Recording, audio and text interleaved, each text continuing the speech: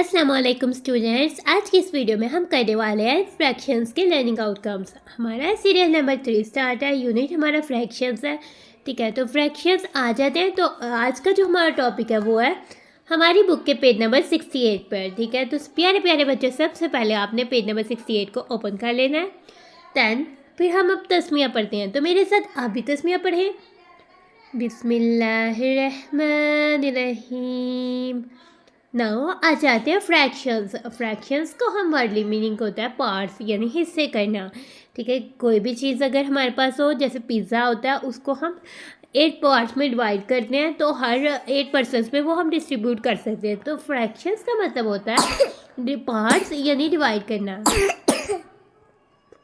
ठीक है, नाउ आज की इस वीडियो में हम सीखने वाले हैं फ्रैक्शंस के लर्निंग आउटकम, यानी कि इस चैप्टर को करने के बाद हम किस काबिल हो जाएंगे। और हमारे पास तो ये डिफरेंट टाइप्स के पिज़्ज़ाज़ के स्लाइसेस जो हैं, वो 4 स्लाइसेस जो हैं वो हमें दिख रहे हैं। ठीक है, अब हम देखते हैं कि हम क्या करने के काबिल हो जाएंगे। Express the fractions in figure and vice versa. ठीक है, तो हम फ्रैक्शंस को फिगर्स पर यानी नंबर्स पर राइट करना शो करने के, और वाइस वर्सा, और इसी तरह से उसको राइट करना जो है सीख जाएंगे और उसको एक्सप्रेस कर सकेंगे, राइट कर सकेंगे। ठीक है, इससे पहले हमने ग्रेड 2 में 1/10 तक जो है फ्रैक्शंस, 9/10 तक फ्रैक्शंस जो है वो सीखी थी। Match the fractions with related figures. ठीक है, और हम फ्रैक्शंस को उससे रिलेटेड फिगर से मैच कर सकेंगे कि यानी कि 3/4 कौन सी है और 4/5 कौन सी है। ठीक है, recognise proper and improper fractions. ठीक है, तो हम प्रॉपर और इम्प्रॉपर फ्रैक्शंस को भी रिकॉग्नाइज यानी पहचानना सीख जाएंगे। ठीक है, लेकिन ये तो तभी हमें पता लगेगा जब हम प्रॉपर और इम्प्रॉपर फ्रैक्शंस के टॉपिक को एक दफ़ा कर लेंगे। देन हम जान सकेंगे प्रॉपर फ्रैक्शन और इम्प्रॉपर फ्रैक्शन कौन सी फ्रैक्शन है। Differentiate between proper and improper fractions.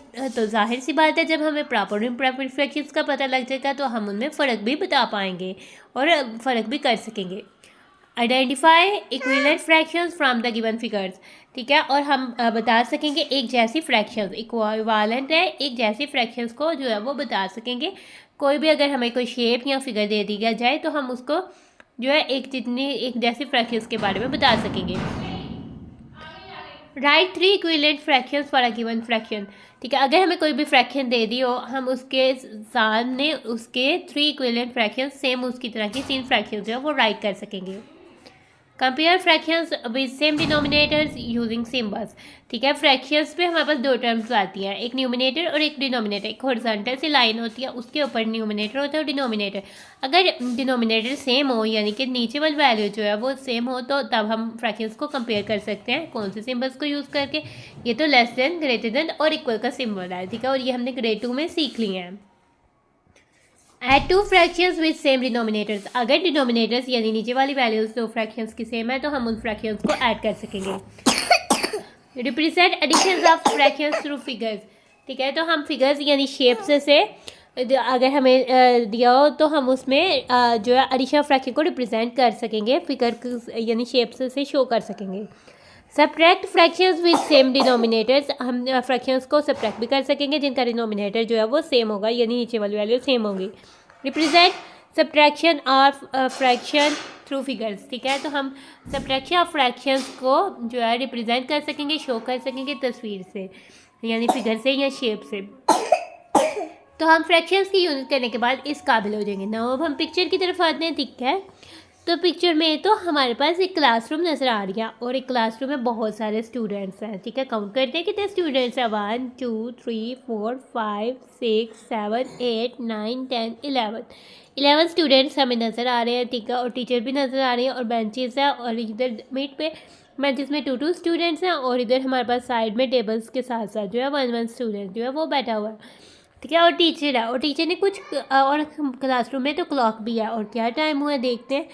ठीक है, ये तो 3 o'clock हुआ है। ठीक है, ये टाइम तो 3 o'clock है, और टीचर ने कुछ क्वेश्चंस दिए हुए हैं, क्या आप इसको सॉल्व कर सकते हैं। ठीक है, ये 3/5 है और ये हमारे पास 1/5 है। तो ये दोनों तो फ्रैक्शन है, 3/5 और 1/5 तो फ्रैक्शंस है, और इनके डिनोमिनेटर में 5 है, जबकि 3/5 वाली फ्रैक्शन के न्यूमिनेटर में 3 है और 1/5 के फ्रैक्शन के न्यूमिनेटर में 1 है और डिनोमिनेटर में 5 है।